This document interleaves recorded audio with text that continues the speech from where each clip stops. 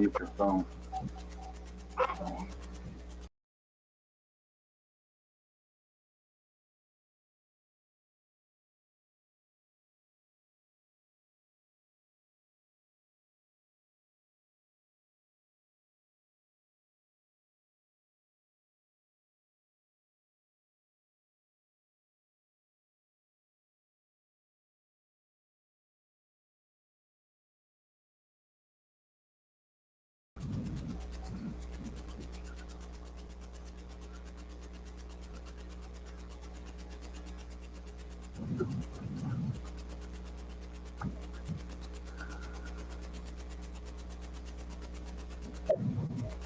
Good evening. Thanks for joining us here on ATWD&H Live Roundtable. Tonight on our panel we have Teresa Burge-Irwin, Christine Clegg, and I'm Joe Anderson. Please sound off in the comments so you are entered in our weekly prize giveaway. Tonight we are going to be doing character analysis of some of our favorite characters. Christine, I think you have Jesus and you want to tell us something about him, right? Yeah, absolutely. All right, go for it. Okay, great. Well, Jesus, one of my all-time favorite characters on The Walking Dead across all three shows. I loved him, not just because of the gorgeous Tom Payne playing him, but just he was the sort of character I liked right from the start. His introduction episode was hilarious, and as we all know, The Walking Dead often is set against a backdrop of anything but hilarious, and so I think his was a bit of light-hearted, entertainment and just a different way of meeting a character. I know when Daryl and Rick first saw him, and the whole thing with the truck and stealing the truck, I thought that was funny and pretty clever. And then of course when they eventually got him back and put him in jail, and then he got out of jail, and then suddenly arrives in Rick and Michonne's room, and of course they're stark naked. That was another very funny moment. So I thought it was clever. I think he was also a character that, as likable and as easy to get along with as he was also very well respected. That was my opinion. Like, my initial impressions were, I love this character, and I had nothing like the comics or anything, any experience of him beforehand, so I had nothing to go on.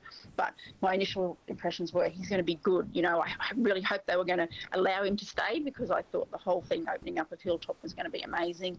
But yeah, my initial impressions were amazing. What did you guys think? Like, when you first saw him and he was just being introduced on the show, what did you think of him? Like, did you think he was going to be good for the group?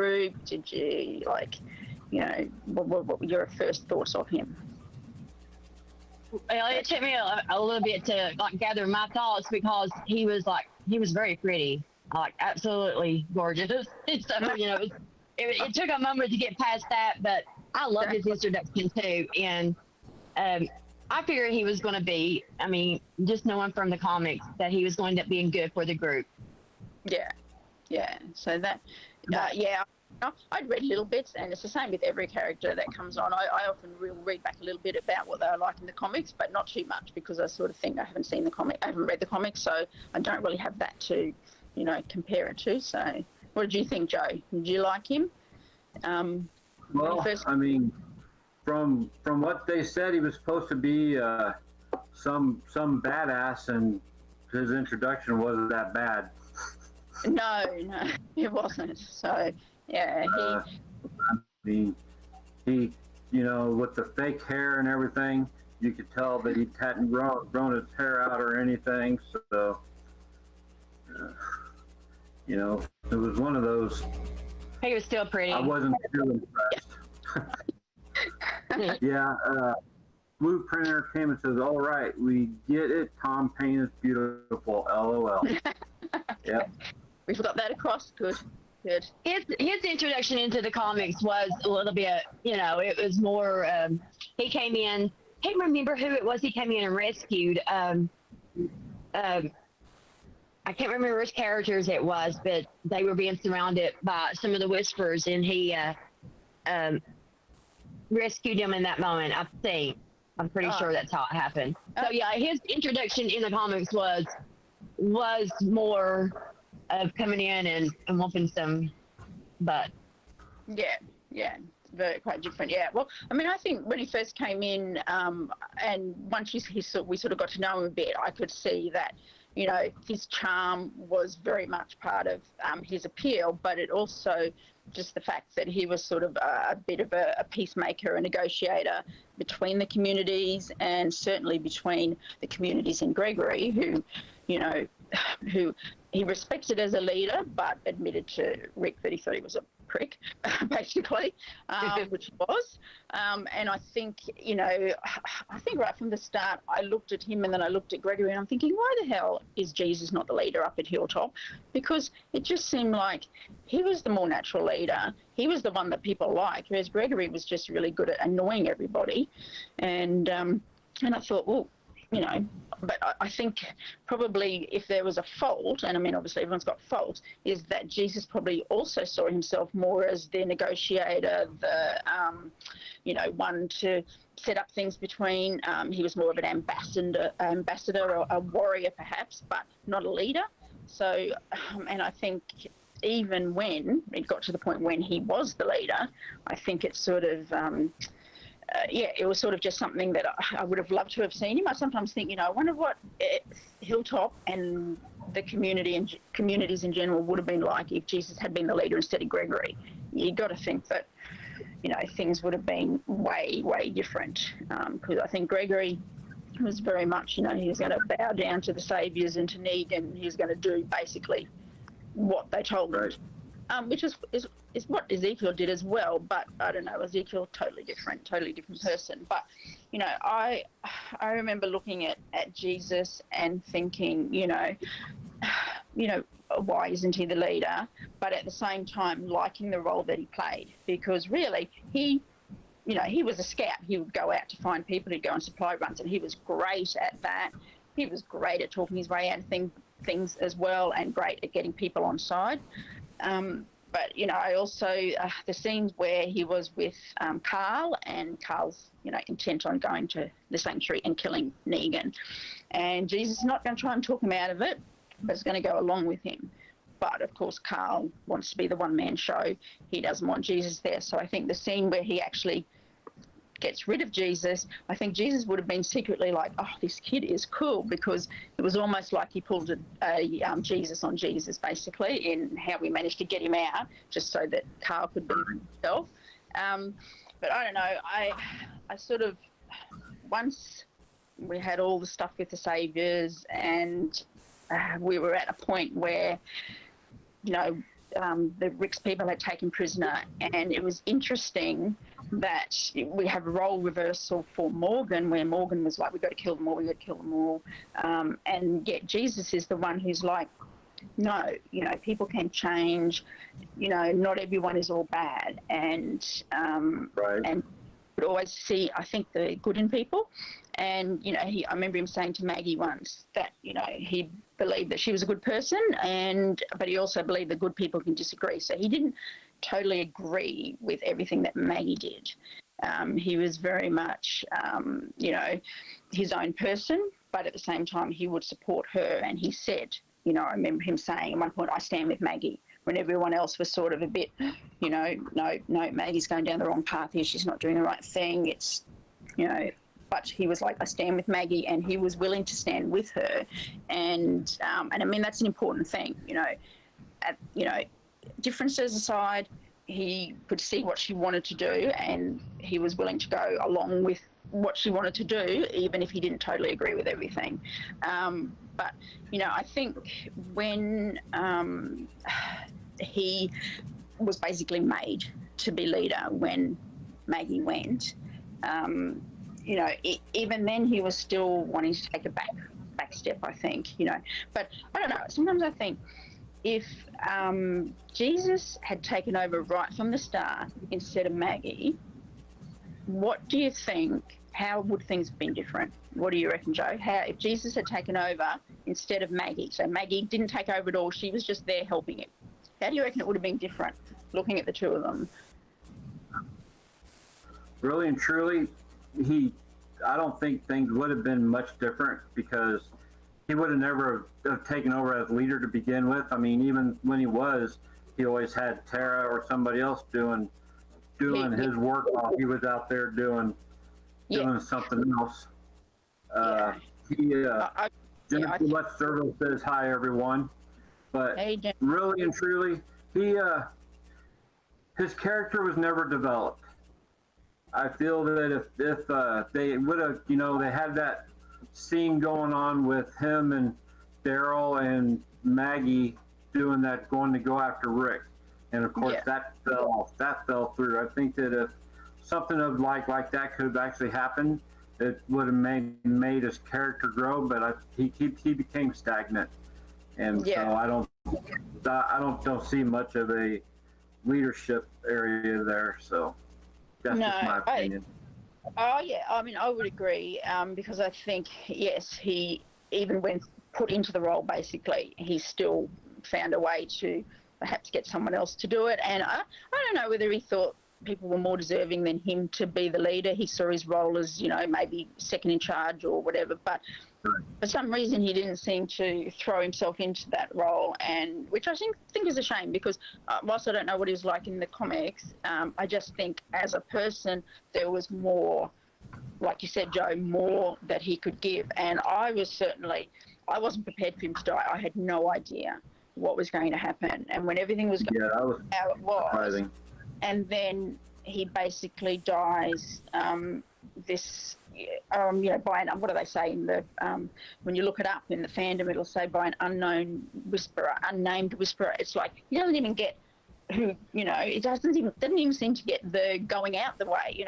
I thought the end of the story, I don't think he got the ending he deserved. Teresa, do you think Jesus went out the right way, or do you think he deserved much more? I mean, he had a great death. I mean, it was badass death. It really was. It was very shocking. Yeah, I mean, it wasn't seeing it coming at all.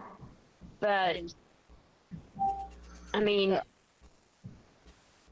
all I can say is he got a good death. That's just, I didn't think he deserved to go at the time. I think he could have done more. He deserved to do more, but they just weren't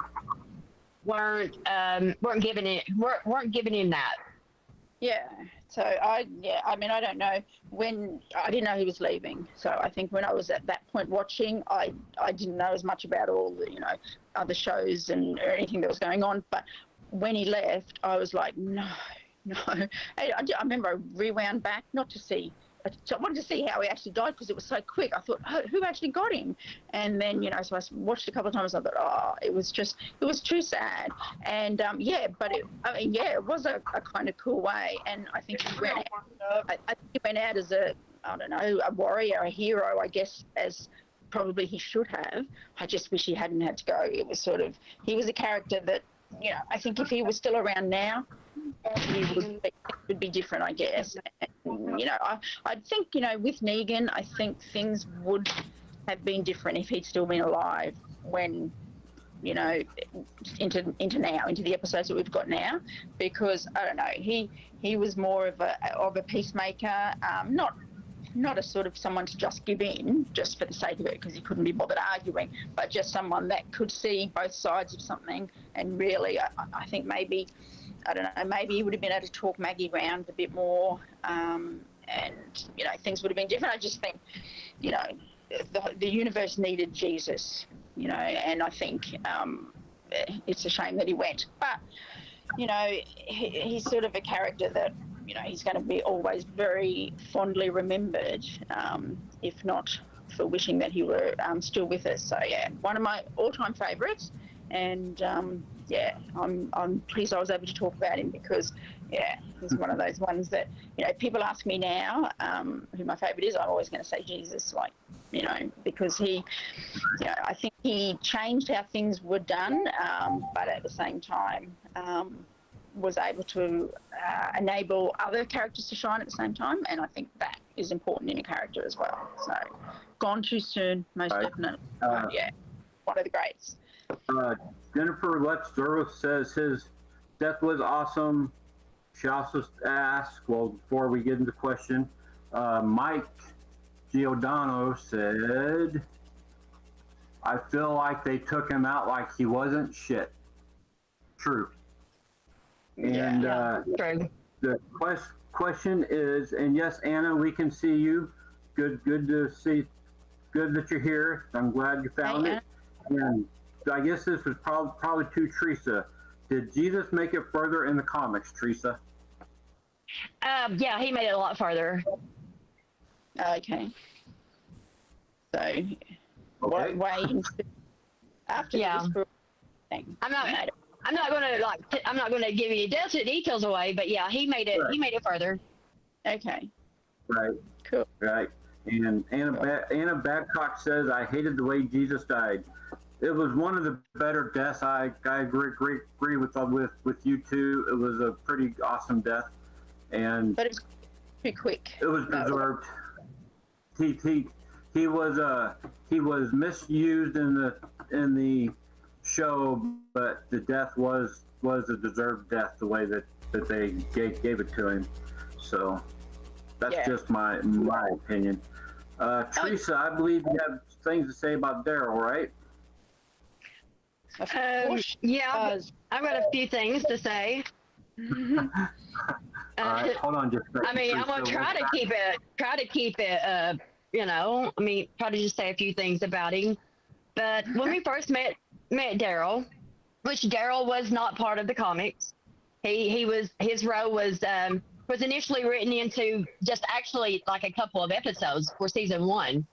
But his character, they loved his character and him so much that he just continued to stick around. But like initially when he and Merle first ended up in the Atlanta camp, they were planning on they want to rob them. Well, like when we first met Daryl, and I loved his introduction too. When he came, and not because he's my favorite, but actually at the time, I mean, I wasn't really into him like when he first came on or whatever, but I really did love his introduction just by what he came out saying. But he did know more about what to do with the walkers than any of them did. He was very brazen, and very impulsive. He was considered the aggressive redneck, but a lot more level-headed than Merle was. Yeah, he had a more level head on his shoulders than Merle. And he had a soft side to him too. He tended to be, he tried to act like this hardened person, like he didn't care or whatever. And we all saw that by the time season 2 came around, especially after Sophia got lost. I mean, the way he went out and spent every moment that he could looking for her. So we know that he had a softer side of him, and the way he looked, the way he took up with Carol, being, just being caring for her a lot and all that. And then too, we saw that in season 2 that Rick started looking more to him as a helper, or sorry, I just got distracted. My daughter walked outside. But he seemed to be Rick was turning to him more than he was his best friend. We all know why that happened. But Rick started depending on him more, and Daryl started becoming more a dependable person, more bigger part of the group. He was like becoming right-hand man almost, wasn't he? Yeah, he kind of like we saw him grow up, from season 1 to season 2. He still had a lot of that aggression in him, when he got to 2, and then even into season 3, he still had some aggression and everything in him. What did you initially think about Daryl? Well, just before we get to that, Anna says his soft spot was what made me love him. And Jennifer Lutz-Zervos, I don't know, but maybe you'll know, Teresa, said that he tried out for Merle, I believe. Did he? Yes, he did. Yes, he did try out. He tried out for Merle, and they thought that he couldn't play that because they sensed that soft side in him, and that he was too soft to play Merle. Right. Okay. which is a good I'll thing. let you talk Yeah. there now. They pretty created that part, didn't they? 15. Part of Daryl. That's how they ended up with it, I think, because they wanted him to play it, Norman. Yeah, So, yeah, he came in and tried out for Merle, and then which they said he wasn't cut out for that character, and yeah. so they created the character for him, and he's still here, still there. We're so grateful that they did. Definitely. Yes, And what was your definitely. question again, Teresa? What did you initially think about about Daryl when you first met Daryl? Like how he evolved from season 1 when he first came out, and you know how he was so aggressive, to about season 3, season 4. You know, we're starting to see a different side of him. Yeah, I loved him from the start. I was like you. You know, yes, I could see, you know, when I saw he was with Merle, and I didn't like Merle at all initially. And when I saw that was his brother, I thought, oh, here we go. This is going to be good. I really thought that Daryl's going to get stuck into Rick and that there would never be a friendship or relationship there. But I loved him. I think he was brash. He was sort of, you know, he had a lot of things that he would just say what he thought. You know, he was quite impulsive, but at the same time, I could see that he was going to be someone that would survive in this universe. And I knew nothing. You know, obviously he wasn't in the comics, but I started watching when there'd been, you know, 5, 6 seasons already. So I could have looked ahead, I guess, but I just thought, no, he's going to be someone, because he had the characteristics of, you know, I think due to his upbringing, I think they'd had a rough upbringing, I read, and so he had a lot of survival instincts already. You know, they'd been surviving by themselves, it seemed, for ages, boys. So. But, you know, so he looked like someone who was going to survive, but at the same time he had something about him. I mean, it's hard to know what it was, but there was something about him that I thought, I love him. So, right. You know, he really impressed me. But if you look at how he's developed as a character, you know, you look at lots of characters we talk about their story arc, their character arc, and, you know, they're all quite impressive. But you look at Daryl, I mean, he and Carol are the survivors from season 1. And, I mean, you look at Daryl from season 1 through to season 10, 11, you know, it's amazing what he's done and how he's become the person that he is, you know, and leader. Right. I don't think he ever planned on being a leader. And I don't think back then anyone would have thought he was going to be a leader necessarily, you know, maybe just like a hitman or something. But I think everyone just, you know, were probably quite surprised. But it just seemed a natural progression if you look at how he's... What do you think? Oh, I'm sorry. I thought you were done. I thought you were finished. I'm sorry. No, I am. So you got to cut me off. What did you think, Joe? Oh, about Daryl. Yeah. They were made. You know, in all the shows they did the cliche people.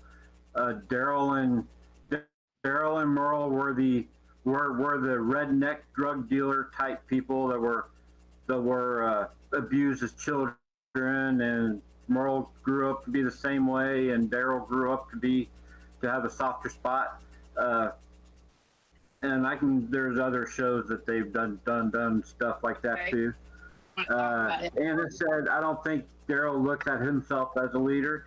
I don't think Daryl looks at himself as a leader. I mean, let's just go whenever they were at the prison and the boy says Mr. Dixon, and he didn't know what that was all about. He was more reserved still and couldn't handle the leadership role. That's why I think he went out a lot more, because he felt a little shy maybe. Really, to me his character didn't really grow until he lost Beth. When he lost Beth, he started going after trying to find her. And of course, you know, they had that little moment at the cabin where they get drunk, and he tells her his story, and then they torch the place, in essence torching his back life and going further from there. But then he loses Beth, and he loses it all over again. Yeah. I agree with that. with Sophia, he didn't really grow. He was just leaving because he didn't want to be there. I don't think he expected to ever find her. It's just that he had to leave because he couldn't, deal with all the people that were there. Oh yeah, he definitely wasn't used to being around like a lot of people, especially that type of people, because they weren't the type of people that he had been around before. It was a different kind of group of people.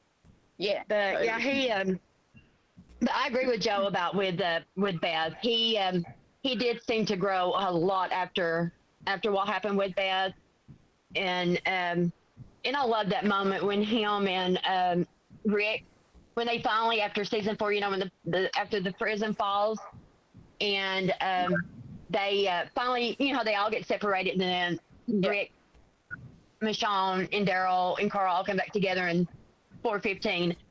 But when they're sitting there on the side of the truck and they have that little talk, that's like one of the best moments I think that they ever shared.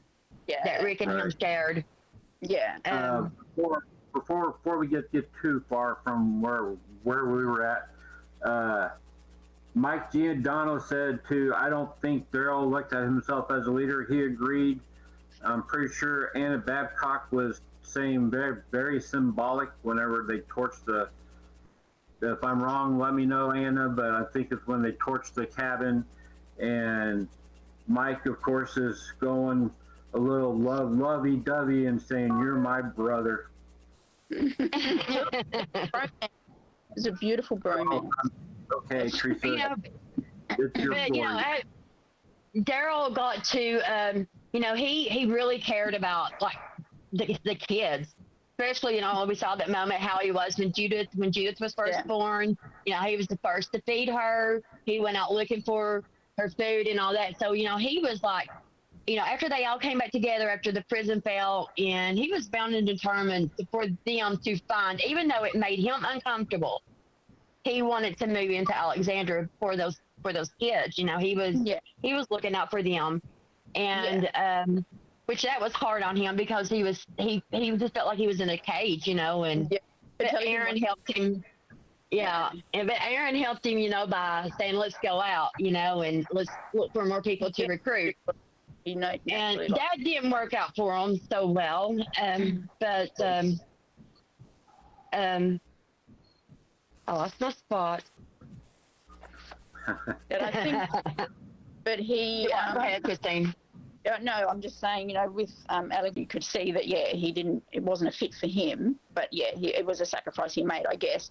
The going out and all the time was just his way of coping, but also his way of providing. So I think he was always one, if there was something to be done, and even if it was a little bit dangerous, who's going to put the hand up? He did it.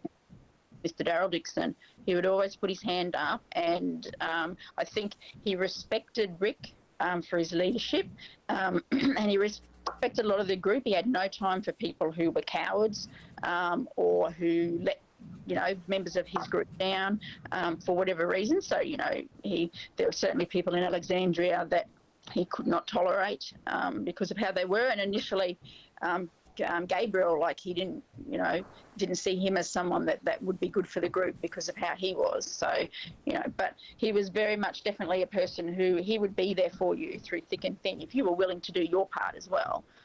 So right, absolutely. But absolutely, yeah, love the kids. I think that Mike is a little tired of all the love fest between Jesus and Daryl. Mike says, "No, Daryl is a deadbeat uncle. He has not seen Judith in years, LOL." True. Katie Burns said, "Daryl always looked out for others," and Anna Babcock says, "Love Daryl." All right, back to you, Teresa. Thank you. But Daryl, I'm gonna kind of jump ahead a big jump here. We're in season 10 and 11. We're in 11, but through season 10, Daryl has grown tremendously. He, like y'all said, he didn't ever want to be a leader, but I think he's become a true leader. I think that he's doing a great job, and he cares for those children. Like, when they came back in episode 1 in season 11, and he was there to embrace them. But there's still more good things to come for Daryl, and I can't wait to see it. Yes. Yeah. Forward to seeing what happens, because I think definitely I guess since Rick left, he's had to kind of come down a bit as a leader, but he was definitely on his way there anyway. And well, a lot of people, I'm gonna jump back. I want to say something, one more thing. A lot of people I see in a lot of comments and a lot of things I read that people say that that Daryl had this love, that he fell in love with Beth and all this, and I have seen where Robert Cartman had said that relationship was more of a brother-sister relationship. Yeah. And that's how I saw it too. But because she told him he would be the last man standing. Yeah. He told her, or she told him that he would be the last man standing, and I truly think he will be. Yeah. Well, she was on Talking Dead the other day, Emily Kinney, who plays Beth, and was saying that, she still thinks that. Yeah. He told him at the time that he would be the last man standing, so she's so pleased that he's still there, basically, I guess. So, I wish that they hadn't told us that they were having the spin-off. I mean, I really do, even though, I would rather to be watching these episodes not knowing if he was going to be okay. You know what I'm saying? It would be better knowing that he's not safe. He can still lose an eye. He could lose something, He could lose something. That is true. They are good for taking eyes out on that show. Yes. Right. And if they take a shooting eye, you don't know what he'll be able to do. Jennifer Lutz says Daryl is awesome. She loves him. And Beth and Daryl were like brother and sister. Anna Babcock says, I agree. I'd rather not know. Yep. Yeah. Me too. Yeah. So you both brought up Jesus and Daryl there. Let's just for a second go back to when they were conspiring with Maggie to get Rick out of the way.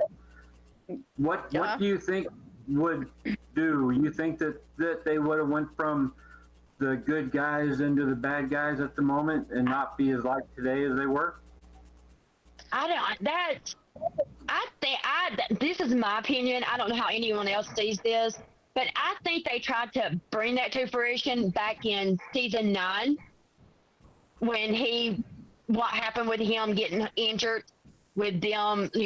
What did they do? They misdirected the calls on the radios when Maggie was going to Alexandria.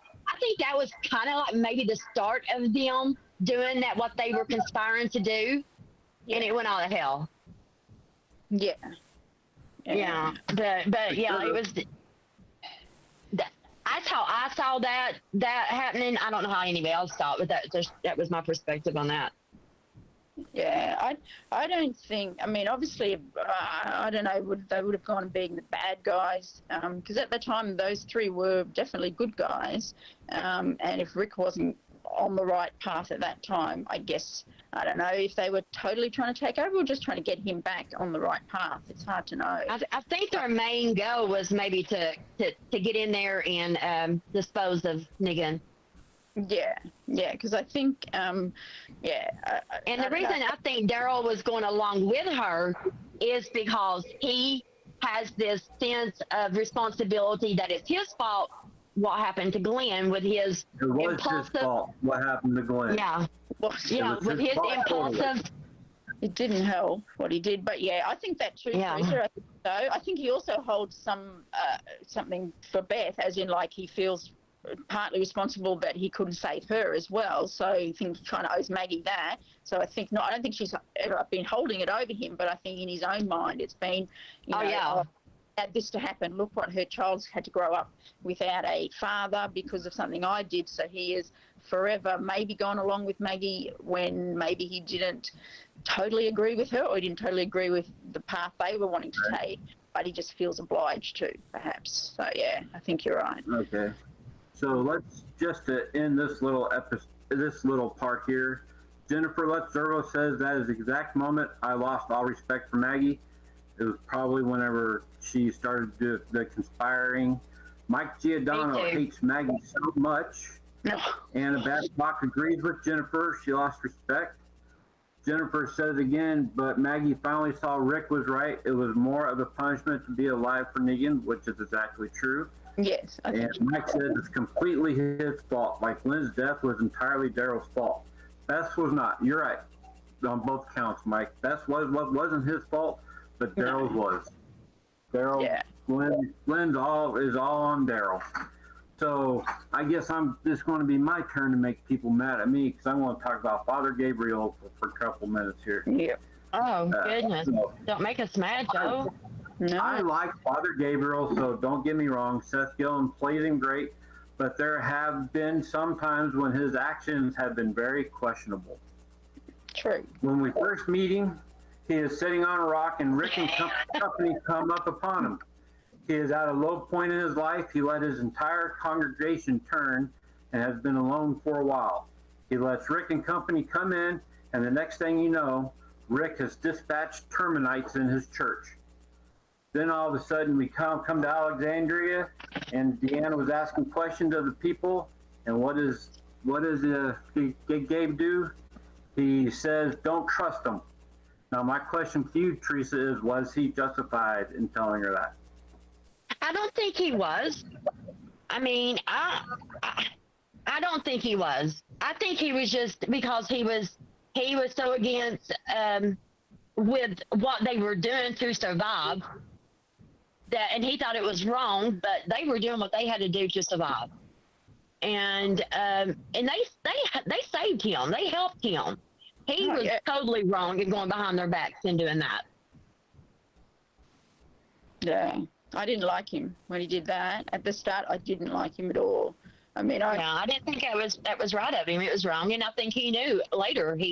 I think I want to say that he may have even brought it up. Maybe he apologized for that.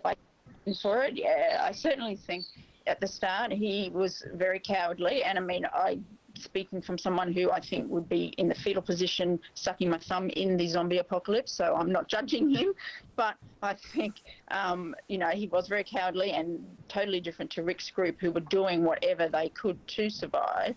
And so, yes, maybe he didn't like what they were doing. So Rick's group is doing everything they can do to survive, but old Negan's such a bad guy, he's out there killing people to make a point. I mean, come on. We can't have it every way. They're either doing the right thing or they're not. Because Rick did what Rick does. He comes in and he took over. He took over his church. He brought people into his church and he killed people in his church. He was justified. He was justified in telling them that watch out for him. Because what was Rick and Carol? Well, Rick could have just let him by and went back there and got him. Well, my question is, what was Rick and Carol and Daryl plotting to do? Take over Alexandria. They were going to take over Alexandria. The Rick's words were, I was wondering how many people I was going to have to kill. Yeah. Oh, yeah. There's definitely... No one's all good or all bad in this, and I can definitely see from the point of view of we all judge Negan for how he was and excused Rick for what he did, and would we look at it differently if we were following Negan's group as the saviors? So obviously things would be different. Yeah, you could probably go and list, I'm sure someone's done it, what each group did and how they were, and maybe we would come up with more bad stuff for our group than for Negan's group. I don't know. We should do it. But I can see how Gabriel would have been looking at them at the time, but I don't think there was anything to be gained by him saying that to Deanna, and I think he owed them because they saved him. So I didn't like him when he did that. Well, I mean, I don't know if they really saved him. They took him along. We have a whole bunch of stuff going on here in the comments. I told you I was going to make a stir, didn't I? Let's see here. Jennifer thinks he's come a long way. Anna, I don't like him at all. Father Gabe, I mean. Jennifer Letzervos, I have mixed feelings for him. Father Gabe again. Mike Giordano, survival of the fittest. Jennifer again, well, Rick made a promise to Gareth and he had to keep his promise. Yes, he had to keep his promise, but he didn't have to take him into the church. Anna Yeah. said, I think all of them are doing what they deem necessary to survive. God only knows what we would all do. Exactly. That was True. Rick's best line in the show. And Yeah. Jennifer says, I agree with Anna. Yes, I mean, like I said, he was justified in what he did at the time. Yeah. So let's go on here. Father Greg Gabe has a prayer session with Sasha and Maggie, and he starts his uphill battle to go and get right with them and with God. A lot of action and growth ensues in the coming episodes. Rick is going away and is leaving Judith with Gabriel. He is finally accepted by the group and growing as a prominent member of said group. He even becomes part of the council. Question is, has he redeemed himself? At that point or right now? I think at that point has he is all forgiven for what he did back then and everything? I don't know, maybe forgiven, not forgotten, or vice versa. It could be the other way around. But I think he had partly redeemed himself there, maybe not completely. But when they left Judith, gave him Judith when they were going through the walkers and all, you know, he had her underneath. I was thinking, oh my goodness, I didn't know whether he was the person to leave. I still didn't completely trust him. That worried me. I did think that obviously if Rick, okay, I'm fine. If my man Rick thinks he's good, no, I'm good with it. But no, I did think that, okay, well, Rick obviously sees something. He's not going to leave his he's not going to leave his daughter there with someone he doesn't trust. So I think he had gone definitely part way to redeeming himself at that point. Jennifer says, I was worried about him taking Judith. Mike says, I still wouldn't trust him. And Mike says, like today. Well, we're going to get to like today in a few minutes. Mike, what about you, Teresa? What do you think? Has he redeemed himself up to this point? Today? Up to the point of of what? As you're talking about in season 6, him becoming part of the council and all that. Alexandria Council got in and thought he's okay now. I was worried. I wasn't quite sure about him at the time if he was capable of keeping her safe. But, I had it back in my mind too, of course. Well, I had that one comic death, about with Lori and Judith being killed in a raid. So here I was like worrying, was that's going to happen to Judith in that when Gabriel took her. But at the time in I think it was season 6, No Way Out, when the episode we're talking about, I don't think he had quite 100% had redeemed himself, but I believe he was on the road of redemption. Yeah, that's what because it hadn't been long since he had just, went behind their back and told Deanna, what he did. Yeah, right. So it was hard to know if he was playing along to gain their acceptance before he double-crossed them again. So, yeah, I did that. But at that point, I was probably a bit further on, though. I probably thought, no, Rick's trusting him. It's got to be okay. I was like, please don't let anything happen to Judith. Please don't let anything happen to Judith. But, he had gone on his way. Yeah, he was on the road to redemption, as Teresa said. Jennifer Lutz Zerbo says, I'm wondering why he didn't mention the priest he saw to Maggie. Anna Babcock says, I wondered the same thing. Jennifer, we're pretty much getting to that point, ladies. We'll get there in just a second. Anna Babcock says, he annoys me so much. Father, not the father. Ain't that the truth? Father, not the father. Now, coming to last season, and he does questionable things in the name of God, and even terminates Maze. He has said God isn't around anymore, and even lied to Maggie about not seeing anyone when he was scouting. So the final question is, has he really changed at all? I think that he's wanting to hang on that there's still that piece of people out there that, like the man of God, there's still those people around, and that's why he didn't kill him, that he still has that little bit of hope. I don't think he's on I I don't think he's like going against them or reverting back to his old ways or anything like that. I think he is losing it though. He's on a path of he's just he's done some very questionable things as far as like, is he losing it? You know, like he's really out there. Yeah, I think I think he's like in a very dark place at the moment. I don't know whether he's totally forgotten about who he was as a man of God. He's certainly questioning a whole lot of it now and thinking that how could God allow all of this to happen? You know, God's not here anymore, and so I think he's definitely very dark.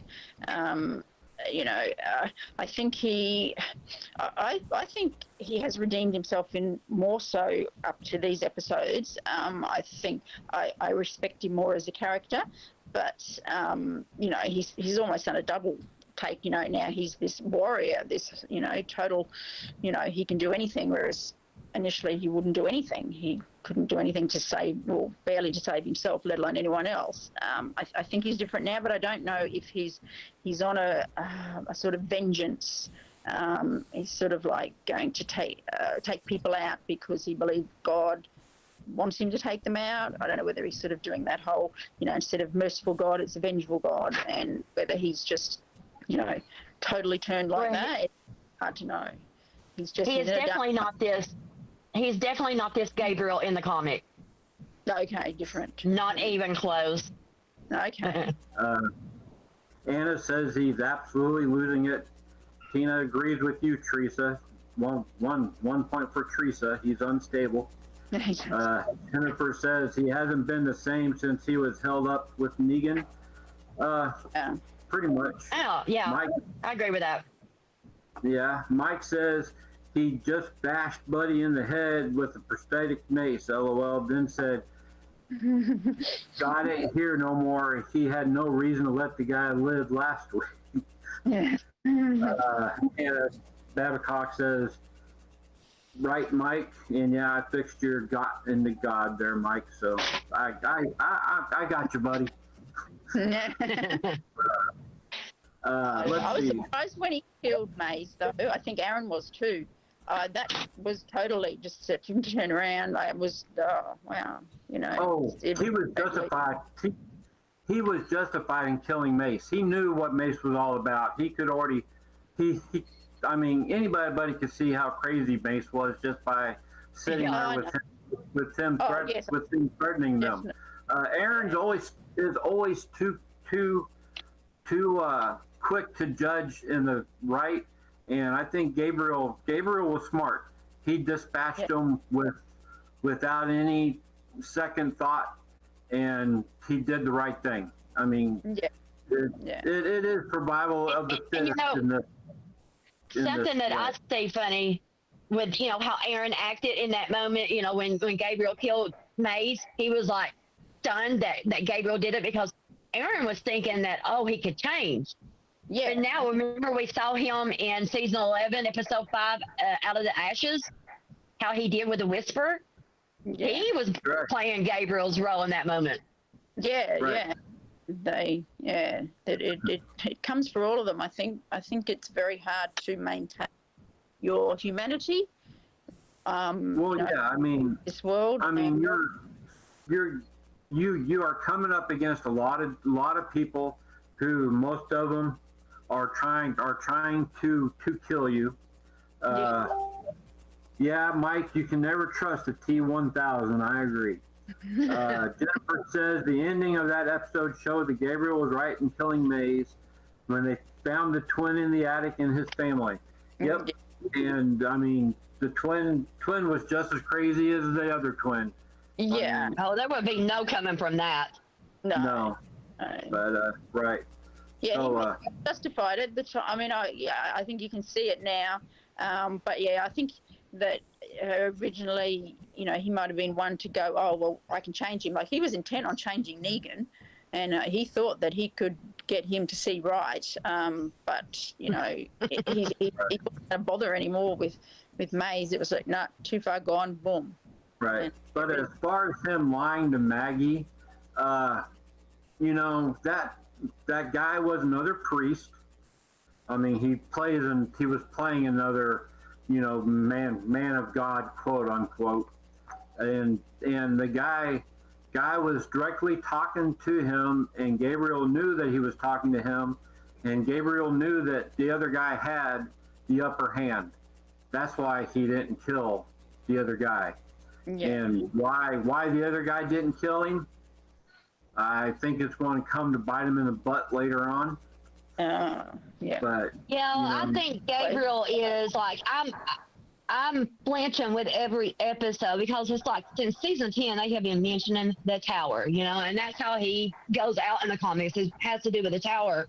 So I don't think Gabriel is going to be around much longer. I hope I'm wrong because he's one of my favorite characters.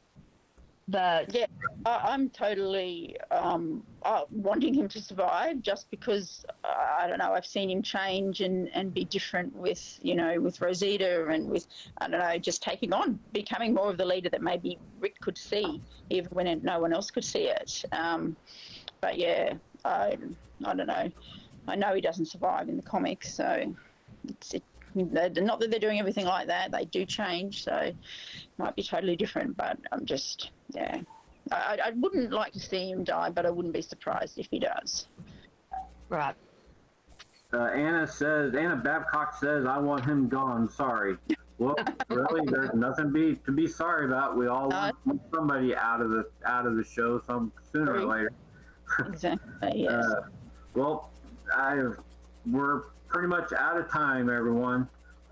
Did anybody else want to say anything about Gabriel or anybody else that was brought up tonight? No, I think we're all good.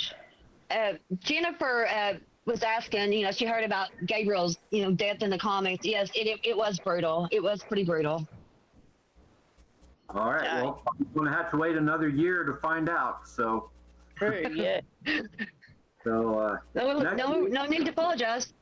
Nothing to be apologizing for. Next week, we're going to be watching a couple movies that a member of our group helped produce and even acted in. We'll have a free link for you all to watch both of the movies, then come back next Thursday and help us discuss them. The movies are called The Evil Down the Street and The Crumbs.